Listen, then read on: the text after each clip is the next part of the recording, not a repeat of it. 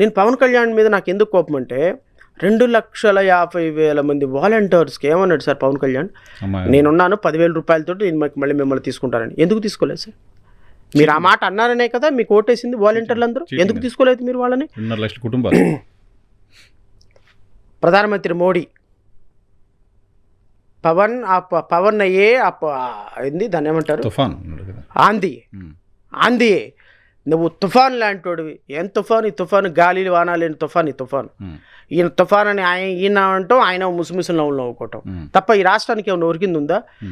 మోడీ, అమిత్ షా, కేంద్ర ప్రభుత్వంలో ఉన్న నిర్మలా సీతారామన్, కేంద్రంలో ఉన్న ప్రతి ఒక్కళ్ళు పవన్ కళ్యాణ్కి అత్యంత ఆత్మీయులు అని చెప్పుకుంటారు కదా సార్. మీరు వెళ్ళండి సార్, ఐఎమ్ వెరీ సారీ.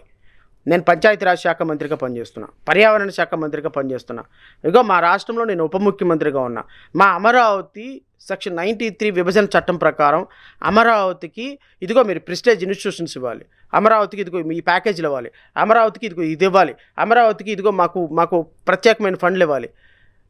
ఒక్క మాట, ఒక్క మాట ఆంధ్రప్రదేశ్ రాష్ట్ర ప్రజల తరపున మోడీ దగ్గరికి వెళ్ళి, అమిత్ షా దగ్గరికి వెళ్ళి, నిర్మలా సీతారామన్ దగ్గరికి వెళ్ళి, పవన్ కళ్యాణ్ అనేటువంటి వ్యక్తి తన ఇన్ఫ్లుయెన్స్ని బట్టి ఒక్క మాటడికి ఒక్క రూపాయి తీసుకురానప్పుడు దేనికంటే నీ పరపతి సార్? మన బుడమేరు పొంగింది సార్. బుడమేరు పొంగినప్పుడు ఆక్రమణలన్నింటినీ తొలగించేస్తామని ఇదే పవన్ కళ్యాణ్ చెప్పినాడు సార్. చెప్పాడా? నేను పవన్ కళ్యాణ్ తిడతానంటే మీరు ఎందుకు సార్ ఫీల్ అవుతారు? ఎందుకు సార్ ఫీల్ అవుతారు చెప్పండి?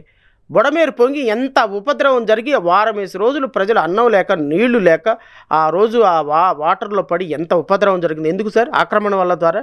మరి ఇప్పుడు మీరు ఆక్రమణలన్నింటినీ రెగ్యులరైజ్ చేస్తూ జీవో ఇచ్చారు కదా, ఆక్రమణలన్నింటినీ డబ్బులు కట్టేసేయండి మీకు క్రమబద్ధీకరణ చేస్తూ ఉన్నారు కదా, చేస్తారా ఇప్పుడు? చేయకూడదు నిజానికి ప్రభుత్వం. ఏమన్నా ఏ చెప్పుతో కొట్టాలి సార్ పవన్ కళ్యాణ్? చెప్పండి. నేను ఎవరైనా సరే ఇచ్చిన మాట తప్పితే చెప్పుతో కొట్టండి నడు రోడ్డు మీద అన్నాడు కదా, ఏ చెప్పుతో కొట్టాలి పవన్ కళ్యాణ్ని? ఆ శాఖకు మంత్రి ఎవరు సార్?